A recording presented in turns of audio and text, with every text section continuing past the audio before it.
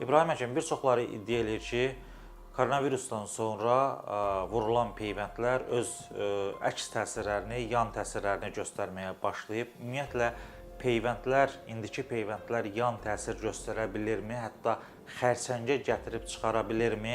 İnsanları ən çox narahat edən suallardan biri də budur. Peyvəndlə bağlı biz 6 il bundan qabaq 2019-2020-nin mart ayında bizim çıxışlarımız var, hamısı YouTube-da bəllidir. Və bəli, sizin sualınıza bəli, peyvəndlər xərçəng yaradır. Artıq bu beynəlxalq imperialistlərin peyvəndləridir, onlar yaradır. İmperialistlər həmən o peyvəndləri elə modifikasiya ediblər ki, onlar xərçəng yaradır. mRNK-lar salırlar, qəsdən xüsusi texnologiyalar. Bugün imperialistlərin əlində bütün texnologiyalar var ki, bəşəriyyəti məhv eləsin. Və sizi tam sürətlə də məhv eləyirlər. Qidalarınızı dəyişiblər, yeməklərin genini dəyişiblər, dərmanları dəyişiblər, peyvəndləri dəyişiblər.